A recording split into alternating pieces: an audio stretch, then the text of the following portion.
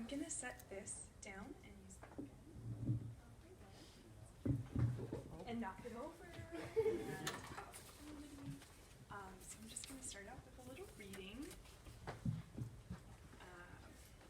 And since it's pub day, I'm seeing so many good people, I'm sorry. I'm getting very distracted. I'm going to start at the beginning, since I know a lot of people haven't gotten to it yet. So I'll just give you a little teaser. Okay, so this is chapter 1. When I was a child, the dead were all around us. Cemeteries were not common in the early years of the 1830s. Instead, small shambling family graveyards butted up against barns, or sprung up like pale mushrooms at the edges of pastures, in the yards of church and school and meeting house, until eventually you could look out across the village, see all those gravestones like crooked teeth in a mouth, and wonder who the place really belonged to, the huddled and transient living, or the persistent dead. Many folks found this proximity to death and its souvenirs discomforting. But my father was the first gravestone carver in the village of Stratton, New York, which meant that the distillation of death and grief into beauty was our family business. Death, to me, was tied inextricably with cherished things, to craftsmanship and poetry, to my father, and to the beautiful things he made. And I couldn't help but feel some tenderness for all of it. Even all these years later, I can still see those gravestones vividly. Drizzle gray slabs of slate, smoothly planed and cool to the touch, greeny sandstone in its striated shades of red and brown and buttercream. Soapstone, soft enough to etch with a thumbnail, yet somehow able to resist the assaults of time and the elements. Letters and symbols, crosses and cherub wings, and forlorn-looking skulls, chiseled delicately into the surfaces, beveled edges smooth and sharp beneath the pads of my small, inquiring fingers. Like the works of his hands, my father also remains vivid. When I remember him, he is working, always working at his craft. His eyes and hands search a great heft of rock for its secret seams, and then with wedge and mallet he splits it open, as one might split an orange. With great focus, he hammers at his chisels, patiently lifting away slow, stubborn ribbons of schist, like potato peels, to carve the rounded tympanums. With pick and file, he etches and sands, and then blows the glittering mica dust into the air. Noticing me, his watchful daughter, standing in the doorway, he looks up and smiles, but his hands are ever diligent. They glide along surfaces, feeling their progress. When I was very young, I would go about with bits of stone in my mouth, enjoying the feel of the rough grain against my tongue. I have few memories of my mother, who died giving birth to a baby who died with her, but one of the memories I have is the sudden indignity of her finger in my mouth, swiveling roughly, fishing a piece of rock from it. Then she too became a gravestone, creamy yellow, reticulated by thread-thin veins of iron, embellished along the side panels with fine scrolls and rosettes, and with a centerpiece inscribed, "Loving Mother," all of which I remember in greater detail than I remember her. I'm fond of those memories, of my father, his shop, his gravestones, but they are tied to other darker memories, and the mind, that imbecilic machine of associations, moves irresistibly from one to another, and before I can stop it, I am seeing myself and my brother Eli in a different shop, the Smith's Forge. I'm 10 years old, my brother 14, the age of each of our deaths, and we're surrounded by our grim-faced neighbors who, out of the firm conviction that it will cure us of our afflictions, are forcing us to swallow the ashy remains of our father's burnt corpse. The fact is that I was a child at a hideous time, when the terror of death suffused all of life, and against it people had little recourse besides their own dark imaginations. More than 100 years had passed since the Salem witch trials, and still the habit persisted of encapsulating what was feared in stories. Stories, after all, have boundaries, and fear needs nothing more desperately than boundaries.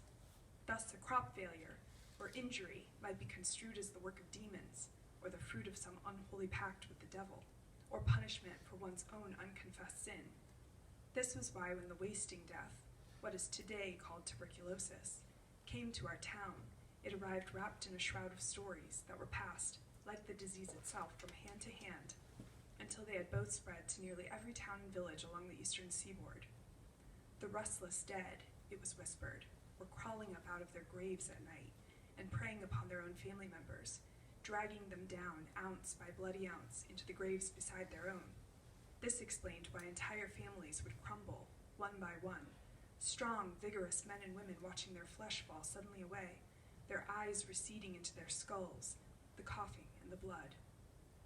Who could blame people at a time when nothing at all was known about bacteria or the virulent microscopic droplets that sprayed forth from a sick person's cough for seeing a perverse and ungodly malevolence at work? Pattern, design, intentionality in an entire family's slow, hideous demise. This narrative of the malicious dead not only offered an explanation, it also suggested action that might be taken to stop what seemed unstoppable. If the dead were not quite dead enough, then the solution, perhaps, was to dig them up and put them more conclusively to rest. Exhumations began. When the second wife of the Cooper fell ill, the deceased and famously jealous first wife was dug up for interrogation. On it went from there. Coffins were pried open, corpses examined, their appearances quarreled over. Why did the Wesley daughter, dead from scarlet fever in the early winter, look as though she'd been buried only the week before? Never mind that winter was only just relenting, and the girl was probably coming out of months of deep freeze, her flesh rosy with thaw. Why take chances? People who knew. People with close ties to Europe and its intricate lore. Young brides recently arrived from Hagenaas and Blauberg, a grandfather from Lovo, a nephew from Bistritz, advised the rest on the best course of action. Break the arms and legs to keep them from crawling about in the dark.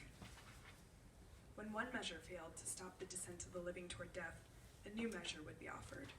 Carve out the heart and examine it for the fresh blood of its victims. Then you'll know for certain. Then, what use is certainty, and how can it ever be had when you're dealing with the unnatural, the unholy? Cut off the head, and that will be that. To be safe, burn the heart as well. Then have all the remaining family members eat the ashes. Make the bodies of the living inhospitable from the inside out to the demonic. I'll stop there.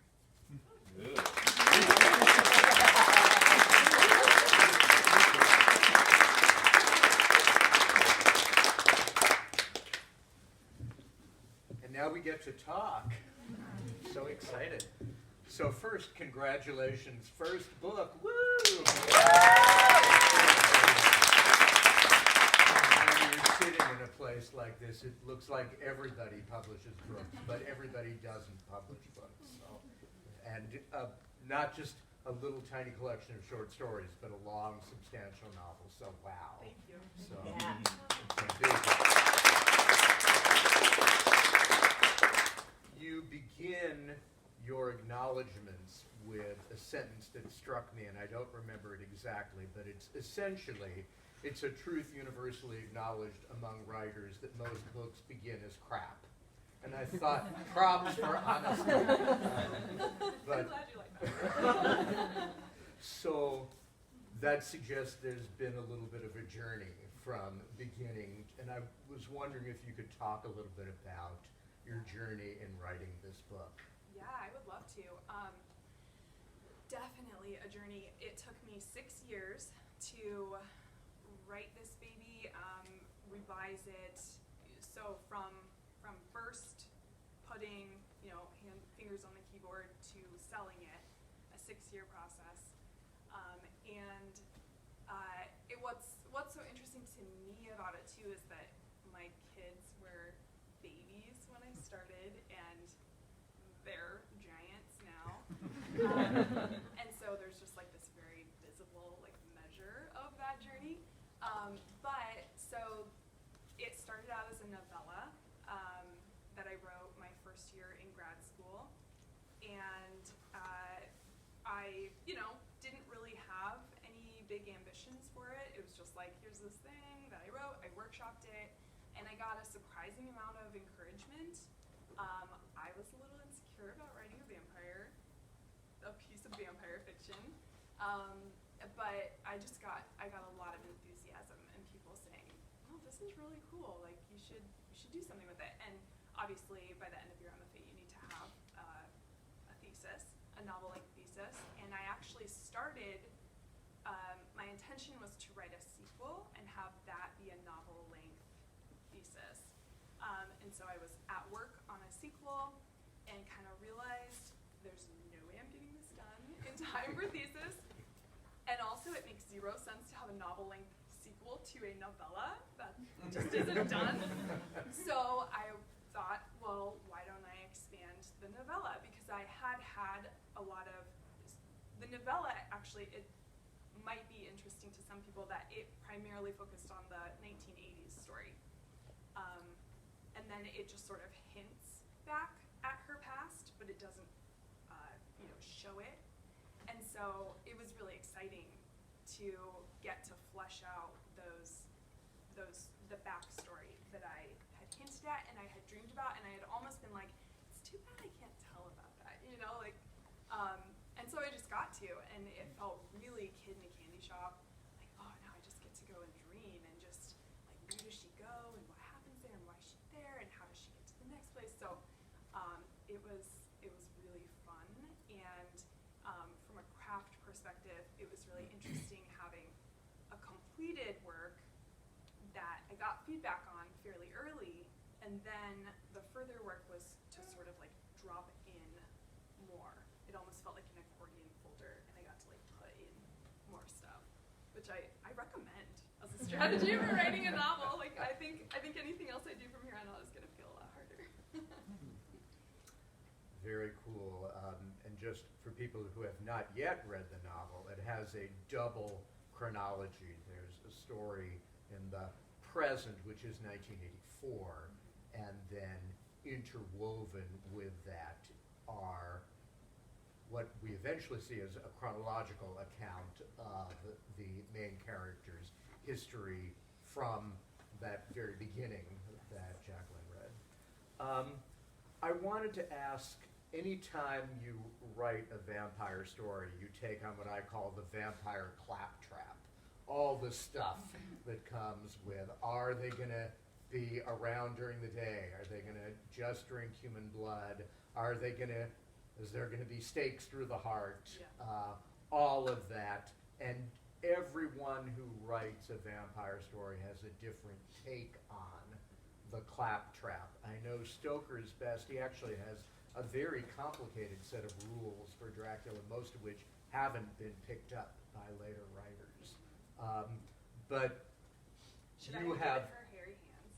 What do you think? the girls in Dracula don't have hairy hands, so interesting. yeah. So I think you're good. Yeah. So I wanted to ask you about your relationship to what I'm calling the claptrap. You may have another way of thinking about it. What did you decide to include? What did you say? And what was the kind of driver for those decisions? Yeah.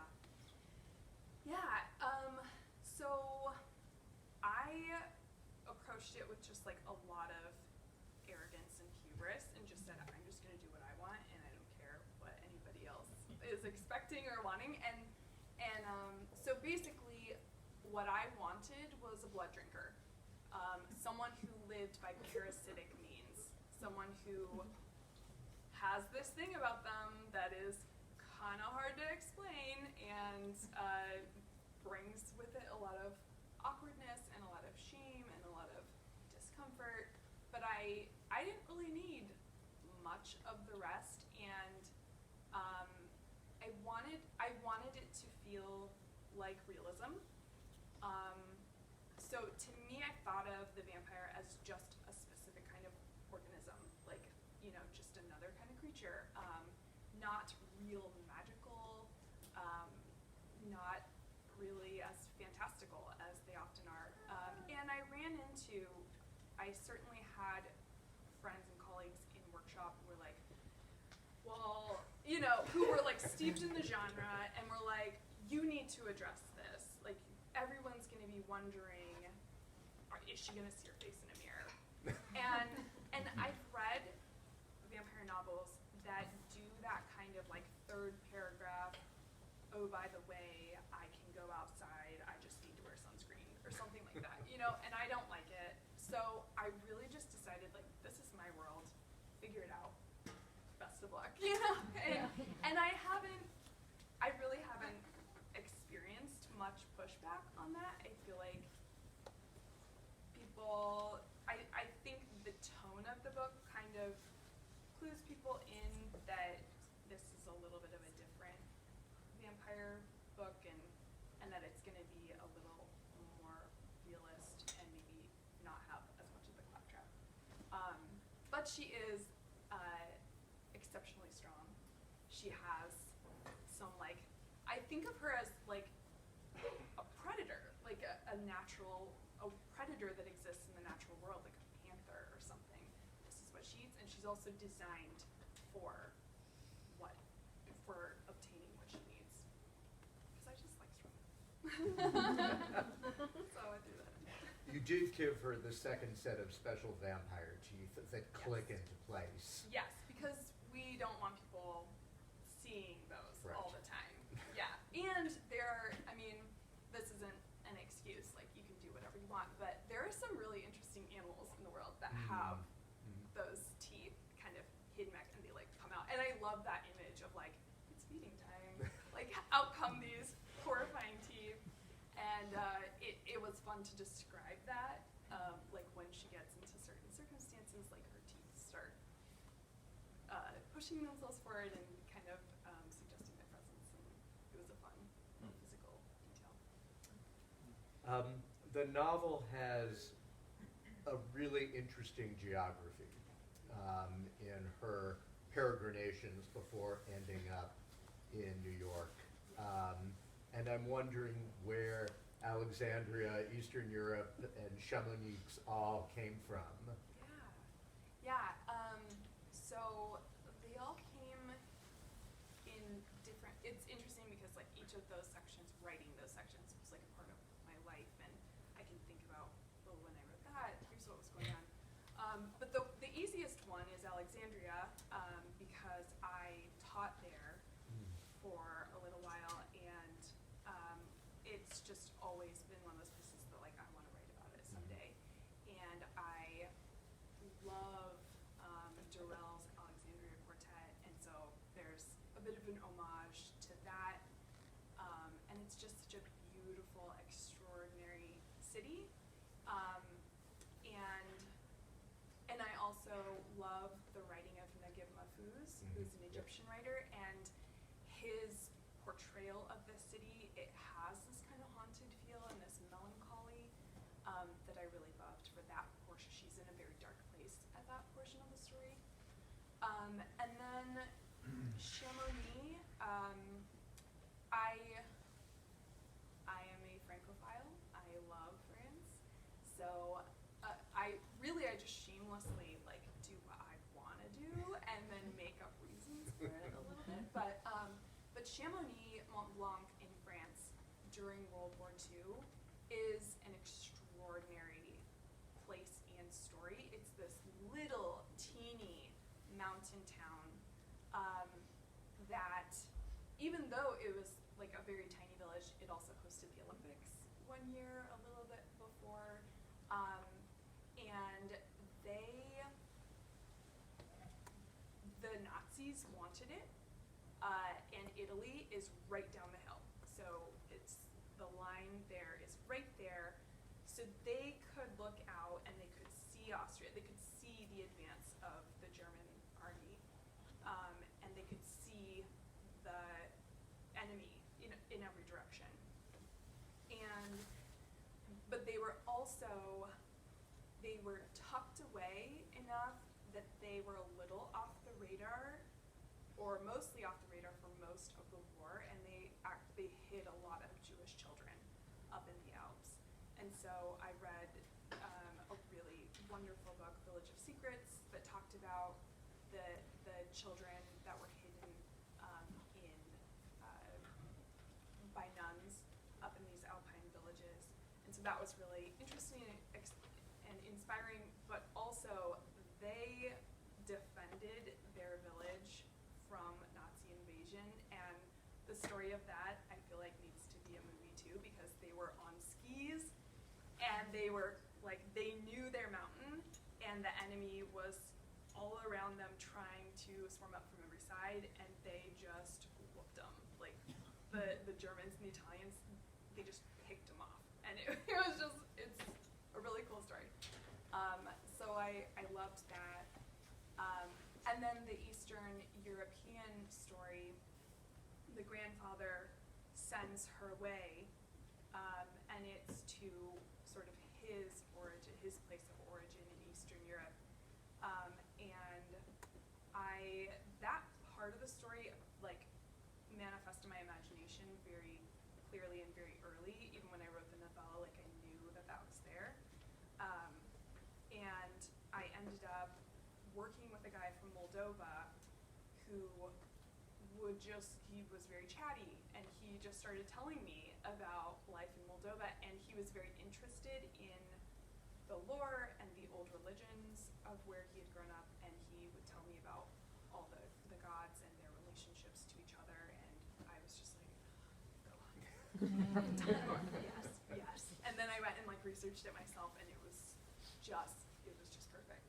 So it all, and then there's also, Dracula, and so there's kind of this echo to that story. And actually, I wonder, I'm sure you caught it, but there's a coach ride where she's being taken sort of deep into this forest, and the coach drivers have these talismans against spirits and all kinds of nasty creatures that they fear on the way, and they're growing increasingly uncomfortable with driving the vehicles into these regions. And that is definitely a nod to the early scenes in Dracula, where the coaches are bringing this unsuspecting gentleman to Dracula's castle, and they're like, are you sure you want to go here? Or here, take this crucifix, take all these herbs. And yeah, I love that part.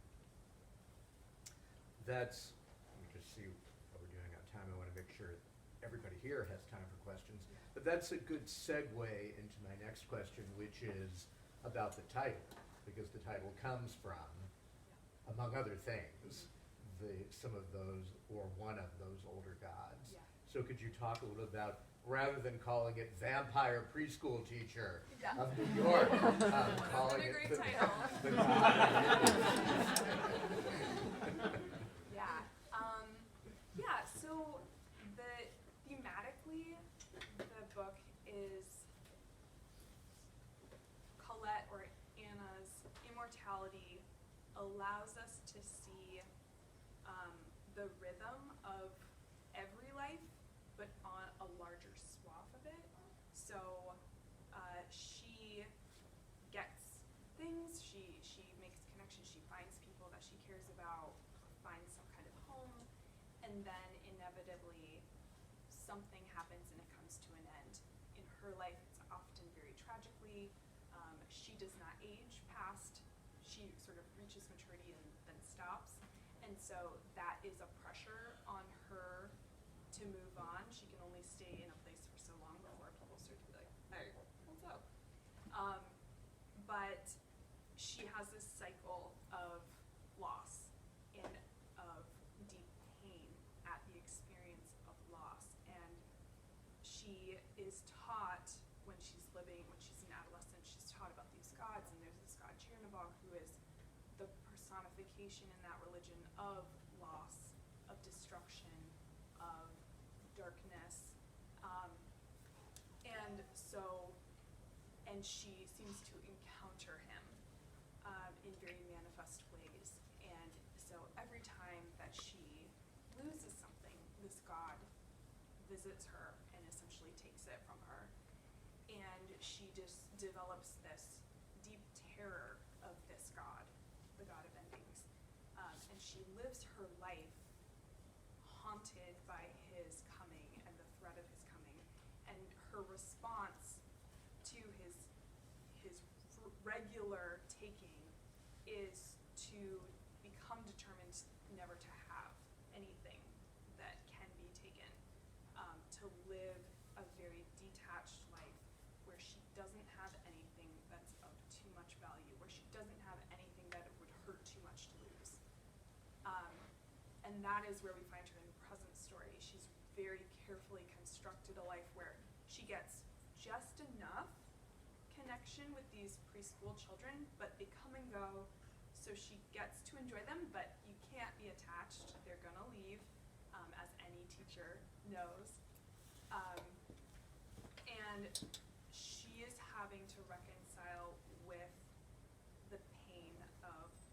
noticing good things, which is something that we all have to do. Mortal or immortal, you're going to run into that phenomenon. And she has to realize that she's been fixated on one part of the equation, the losing part. But to lose something, you have to have had something, you have to have received. And she has not attended enough to the gift of receiving and accepting that, just because you've received something, it doesn't mean that it's yours forever. So you have to enjoy it and rejoice in it, but hold it loosely and not be embittered when you lose that thing. And that even the experience of loss, it shakes off the accreted entitlement, the sense of I should have only good things. It makes you realize that you're not entitled to anything, and so when you get anything, you see it as a gift and just receive it at that moment, even if it's just for a day or for a year or whatever. So that's how I answer that. And then I wanted to ask about the setting of the novel's present again, which is 1984, which is a loaded year in literary history, but I'm interested in why you chose. Yeah. So it is a loaded year. But it was actually primarily because of the potential sequel.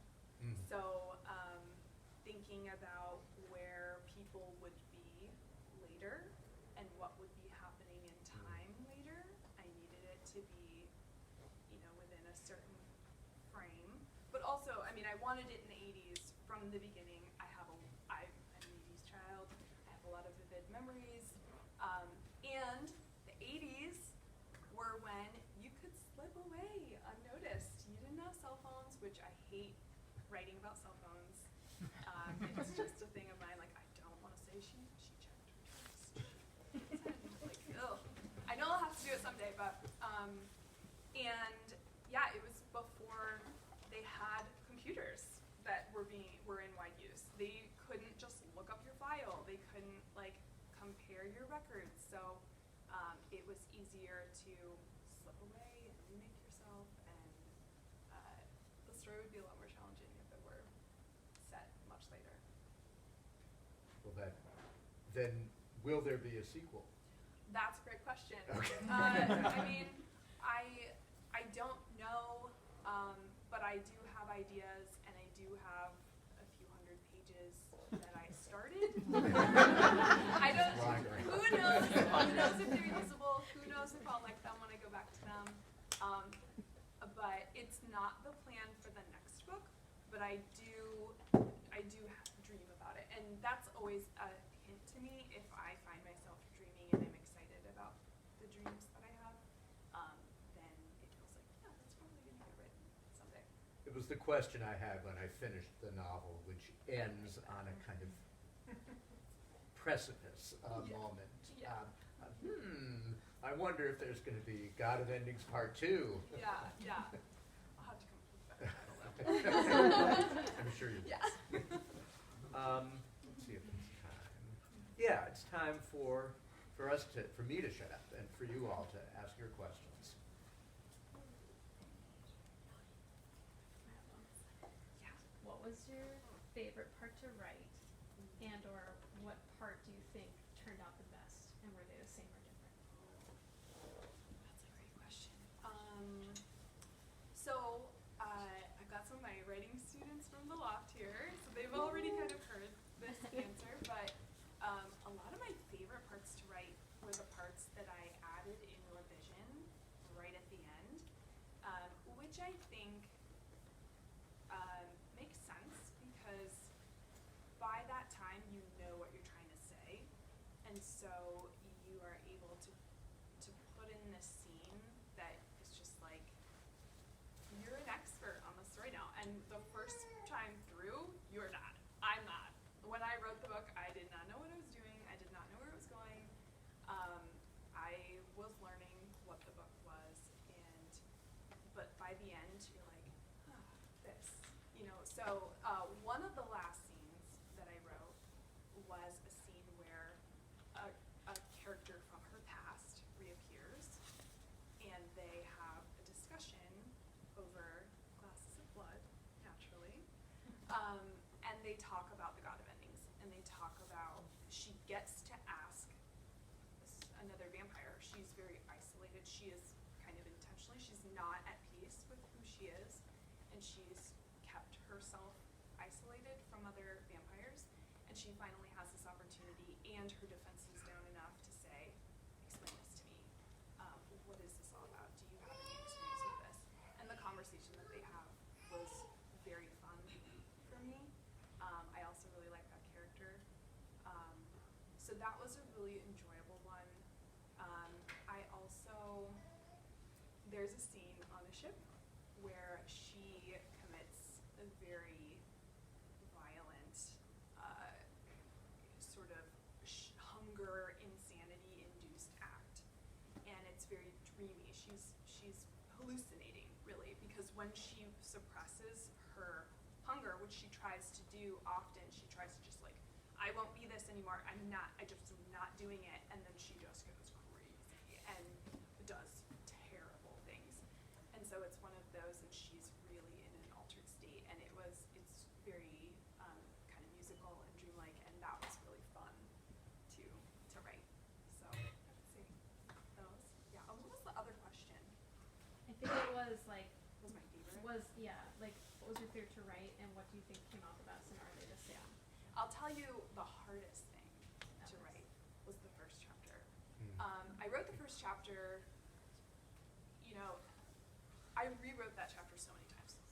And what the first chapter contained changed the most over the course of writing this book. The novella first chapter is very different, and there was a lot of pressure.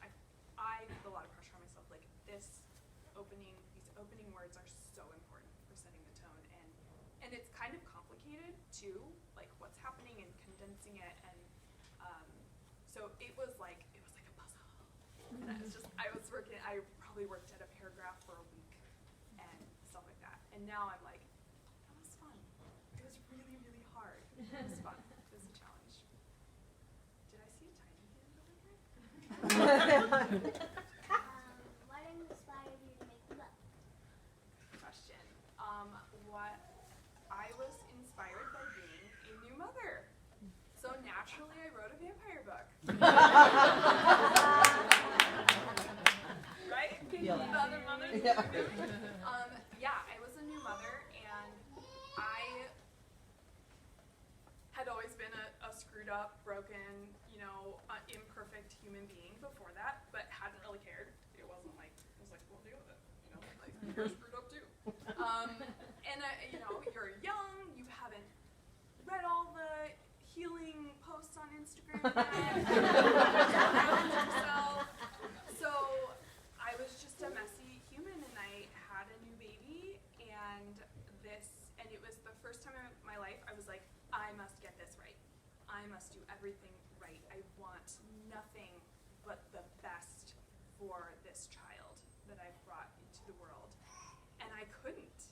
I could do great often, but sometimes I really sucked. And also, like, anyone who's been sleep deprived for long periods of time and financially stressed, and your marriage is never at its best in those early years of having a kid. You're like, what did you do? Whatever. It's just a hard time. It's such a hard time. And I don't think that young parents even understand how hard it is, and like are able to give themselves the grace. It's much better now. I think there's much more of that voice and those messages around, but it just felt so lonely, and I just felt like such a failure so often, and so Colette spoke to me, the protagonist, she was able to articulate this angst in me of like, I don't want to be what I am. What can I do to stop making these mistakes? What can I do to overcome this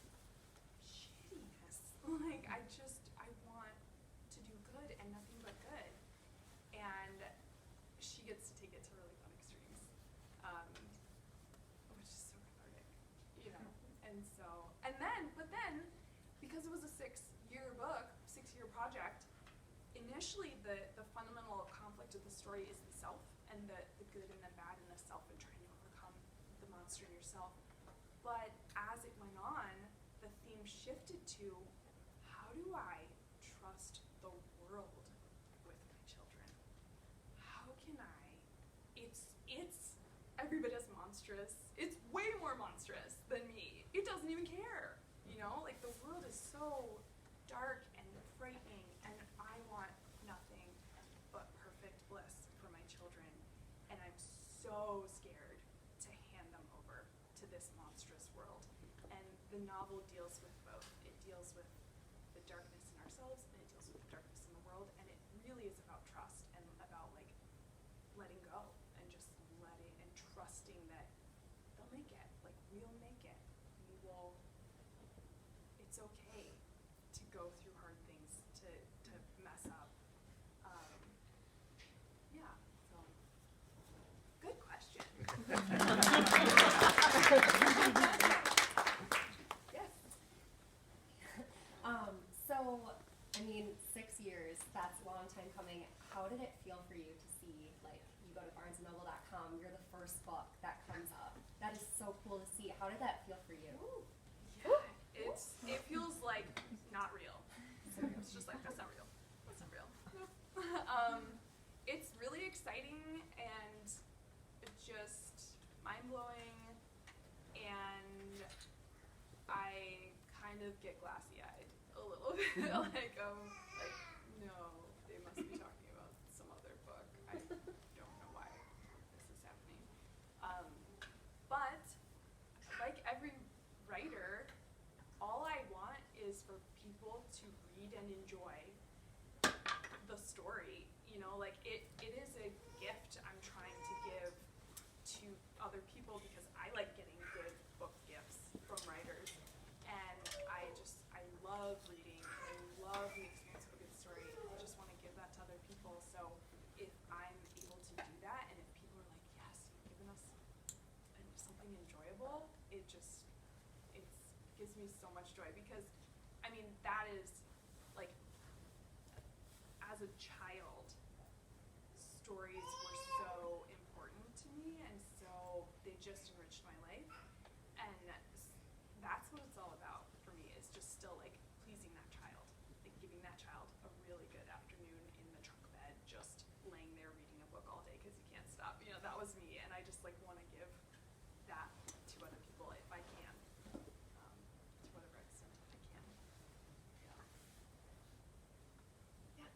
So I've only read Everything is an Ocean by you, Oh, awesome. which is incredibly, that's like singular in how good it is, in my opinion. But there's something in there, you have just as much hope as there is horror in sort of this equal measure, and that's a really, there's not a lot of that today. Is that, like, do you consider hope and horror, hope to be an essential element of how you write, whether it be horror or any other type of genre and creative character or situation? Yeah, I love that question. Also because that story is special to me, so it's nice to hear that you read it. Yeah, that is my thing. I definitely feel like, for me personally, I have come to understand that pain and horror, they are violent and frightening, but I feel like they're almost like they scoop out a bowl in you that can then be filled with joy or with courage or with hope. And like, in my experience, the deeper the bowl, the more can fill it. And I mean, if reading my works, like, I'm not being shy about how dark or how horrible. And I think that's an idea that is very counter-cultural. Like, we don't want to suffer. We don't want to go through bad things. Like, do anything to stop it. But maybe I'm a little sadistic in that I just feel like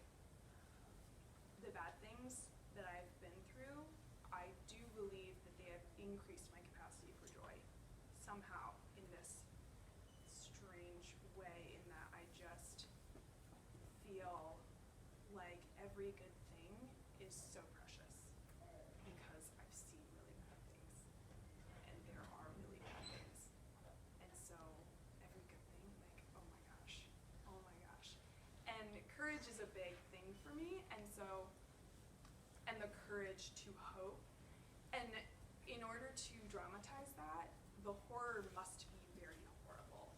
Because if it's a mild horror, then it's not as much of a feat to be courageous in the face of it, or to have hope in the face of it. So that's a tricky one. That's a tricky thing to pull off as a writer. I think that I risk seeming too dark or too like, oh my gosh, just like get your boot off my neck, you know, like give me a break, let me breathe. But it is because it's just that thing to me of contrast, of like you have to have such darkness to make that light pop, to make it just shine. Yeah, so I beat the reader up a bit. Just for your guidance. Any other questions? Speaking of motherhood, I feel like that was a huge theme in the story, and I feel like that was what I came away with it, like most of all, out of anything. And I think it's really interesting that normally with vampire stories, it's like a romance. And so, can you talk about more like becoming a new mother, and like how, like, what kinds of things did you experience that you wanted Colette to experience for herself? And I don't know, I just thought it was interesting that you focus more on a relationship with a child rather than like a relationship with a lover. Yeah. That's a good question. And I don't know about you guys, but I don't worry that much about hurting my spouse. He can tell you. I'm like, sorry. You know. With your kid, it's just like they're so vulnerable. They're so innocent. They deserve perfect love, and you know that the measure that you give is like the measure that it's you're watering them, you're fertilizing them, and then the plant they become is a direct representation of what you've put into it. And I just remember experiences of, I mean, to give you a really specific, I was working in a bar in New York, and I was getting home at 3 in the morning because we closed at 2. I had to get home via bus and train and everything. I'm getting home, getting to sleep at 3 in the morning. My son gets up at 5 in the morning, 2 hours of sleep. And those mornings were just so hard because I felt like a monster. Like, I'm not a full human right now. You are just run away, child, run away. You know, and it, like, most of the time I would just like put on Curious George and like, you're safe there. You're safe in front of the Curious George, you know? But don't come in the bedroom where I'm gonna be like, I just go watch Curious George. And it just, I don't know, just like every time, I think also as a mother, you are so zoomed in on every effect you have on your child, so it all, like, the micro becomes really macro because you're looking through a microscope and you're like, oh my gosh, I traumatized you. But every failure just feels so catastrophic. Every you know, I remember one time I just hated taking baths. And there was one like Christmas morning where it's like, you need to take a bath, and he's like braced against the tub, and we're like battling, and our landlord is like, everything okay up there? You know? And it's just, yeah, and it just felt like just hard. And I feel like now I've come to really feel like when you're in your 20s, you have the biology to have children, but when you're in your 30s and 40s, you have the psychology to have children, and it's really a shame. It really would be nice if you had both. And I also personally was struggling with depression, and there were days where I felt not like a vampire, but like a zombie.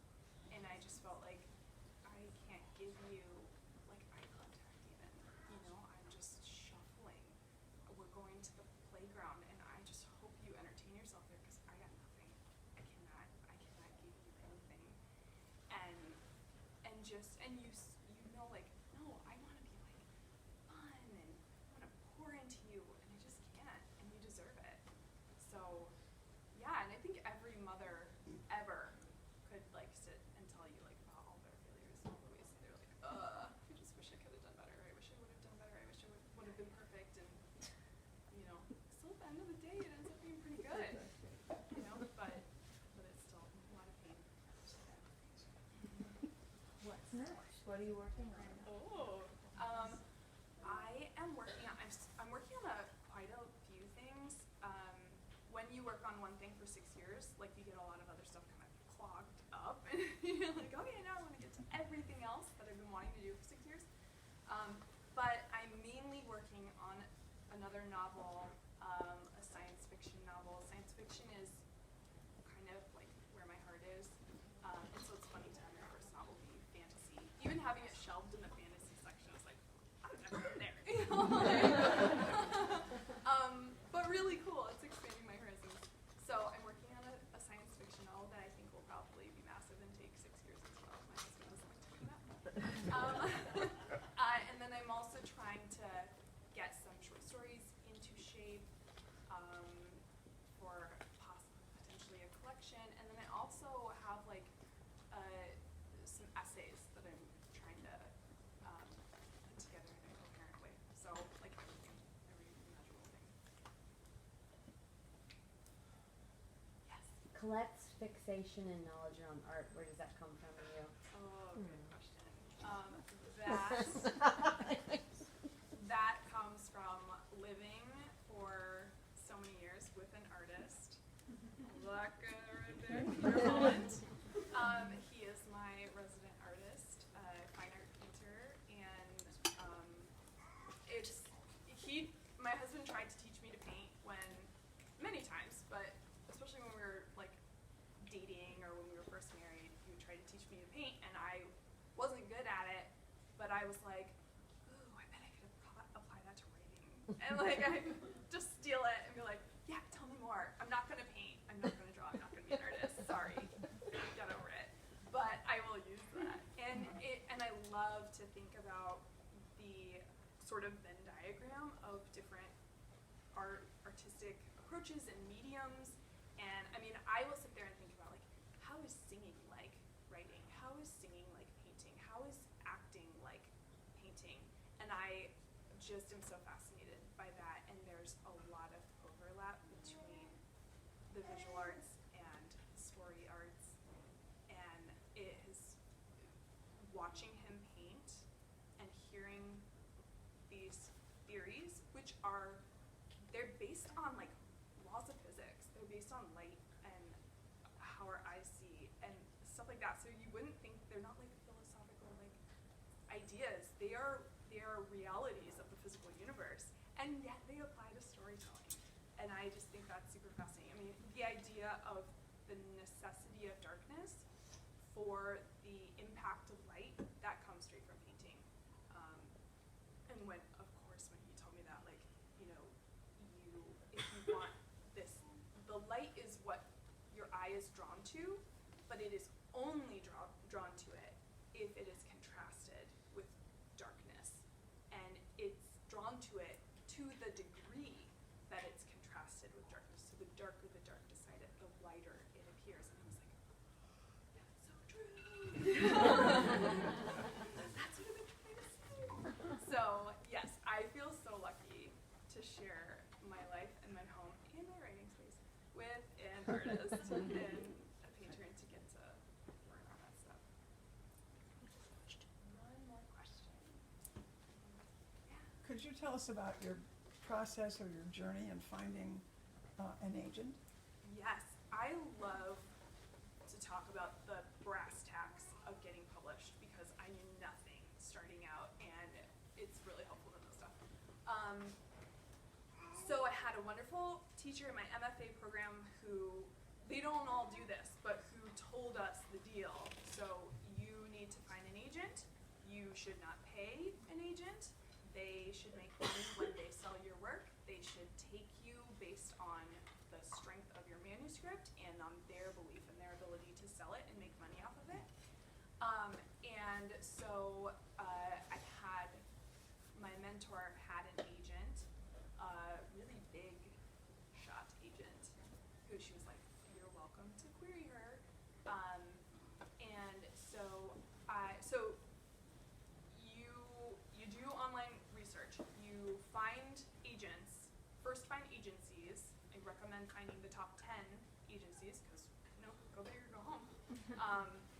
And it's kind of like applying to colleges. Like, you have your first tier. Like, these are the top 10. You go and you look at each agent, and they have bios, and they see what they're interested in, what they're looking for. You find one that feels like someone you would get along with, and someone who's looking for what you're writing.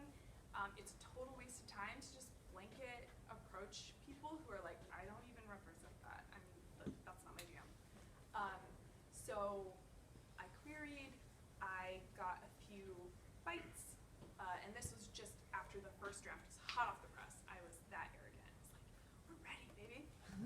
And miraculously, I got a nibble, but it was not by no means ready. And so that person passed, and so I took that to mean what it did mean, that I needed to revise, did another revision, tried again, got a lot of interest, had some people sort of competing for it. Chose the one that was most passionate about it, and then you revise again based on what that person who's really good at reading books and knowing how to get them sellable. And so I did that, and then there was a point where with that agent, we bumped up against some ideological differences. The publishing industry is a little bit fraught, and there are some trends that can be like either you're comfortable with them or you're not comfortable with them. And there were some things that I wasn't comfortable with, so we parted ways really amicably. Went on the hunt again, found the love of my life aside from my husband, Jennifer Gates at Avitas, and she got it, she loved it, she had a smart vision for what could be improved, and here we are. Just So I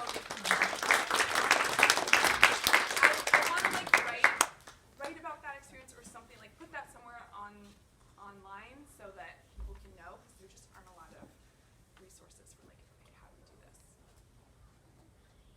So thank you so much. Yes. This was